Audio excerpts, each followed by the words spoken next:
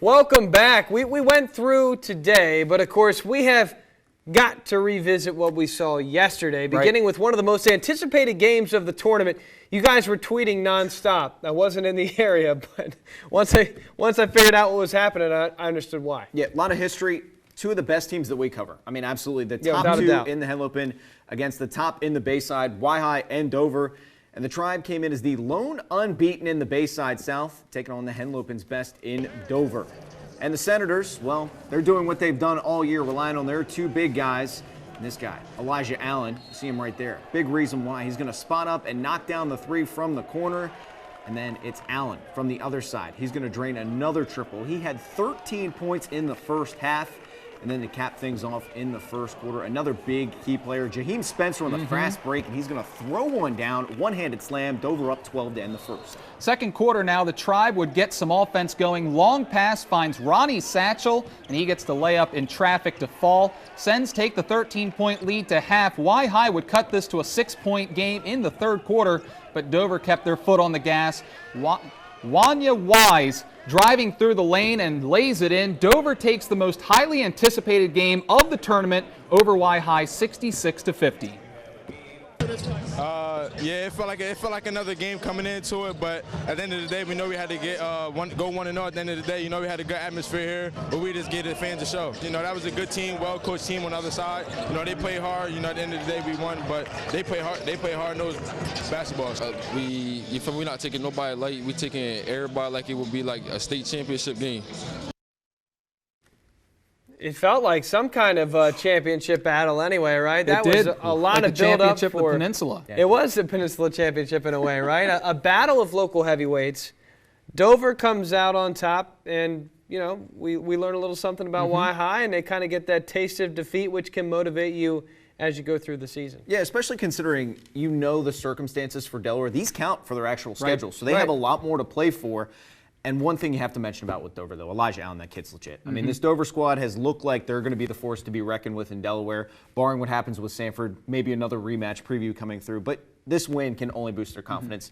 You talk about kind of that Delmarva matchup, so to speak, gives Dover a huge confidence boost knowing you can hang in with the best of Maryland. They're going to be a force to be reckoned with in the tournament come that time. But for Y-High, on the other hand, you've got to find some other options. I know they were able to keep Taiwan Hardy pretty quiet.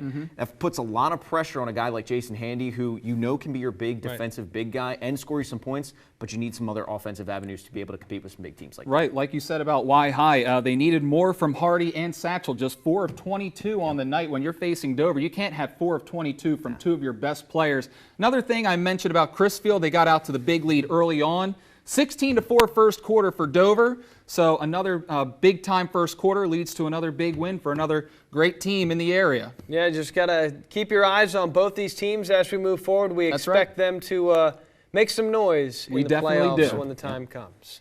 Also yesterday, Decatur running the floors with Georgetown Day. The Seahawks controlled this one early on. Drew Holleisen with the touch on this shot. And then Kobe Higgins, he's going to drive and put it up, and it rattles home for him. He would get 3 the hard way. Seahawks by 7, but Georgetown Day woke up in the second. Jeremy Margolis left all alone, and he buries it. Brock Davis turning defense into offense now, deflects the pass ahead, and we have liftoff, folks. The two-hand finish. He had 20 and 11. Decatur trying to keep things close. Holleisen connects on the mid-range jumper. Kind of a quiet day for him, just 10 points. Here's Jalen Planter driving and cashing in, but Decatur would fall to Georgetown Day 68-49. Other side of the bracket, Worcester Prep taking on the Frederick Force yesterday. Check out the move from Nathan Bose. Nice layup from him. Prep, though, they are going to hustle around. They're going to find a 50-50 ball and swing it around to number 32, Ryan Cronin, the senior forward. He's going to spot up and knock it down. But the Force on the other end, slicing through the lane. A.J. Switzer all the way to the cup, up and under for 2, getting things done. Back the other way, though. Prep's going to cut into a late deficit. Mason Brown is going to spot up on that right wing and drop down a 3. But Frederick, led by our guy, the Fighting Kyle McFadden's, and by Switzer, as Worcester Prep goes down 66-51. So now all the local talent's always flattering, but how about the national talent that has come to Salisbury by way of this tournament? And 4-star recruits like Josh Banks of Olympic, Ryan Conway of Delaney, and Jaden Pierre from Elizabeth big recruits, all taking the stage at the Civic Center. That's right, and that's one thing about this tournament. The stars are always out. So many Division I talents under one roof. But earlier today, we caught up with Pierre, a top 100 talent in the country, with offers from the likes of Florida and Rutgers. And here's what he had to say about the largest holiday tournament in the country right here in Wicomico County. I feel like this tournament is different from every other tournament. I feel like this feels like early AAU with the shot clock and the big courts. So I feel like this tournament is great. We made foul shots. We fought it out tough. We dig deep tough and just pulled away and win. Because we were down. We were down early and we fought tough and just pulled the win out. So this helps us show whatever situation we're in, we can still win the game. All right, so analysis thus far of the Governor's Challenge of the basketball season and the teams that we have here locally. What do we think? I know, for me, I like these big marquee matchups. I mean, that's the kind of thing we like to see, some of these talents that we don't see normally. I know earlier coming in, and I was trying to hurry and get to that game at 5. Newman Goretti taking on Legacy. That was a huge game. Really a lot of fun. These kids are in high school.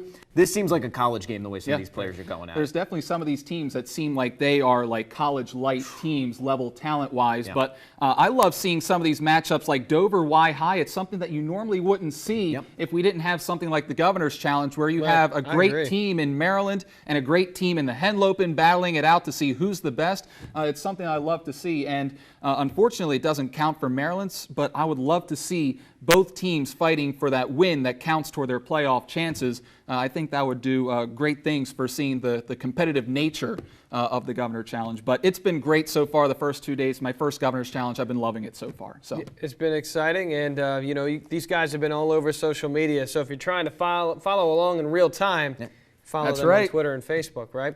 All right, it's time for our next break. When we return, Ulysses Garcia, the lieutenant meteorologist, will join us with more on what you can expect this weekend.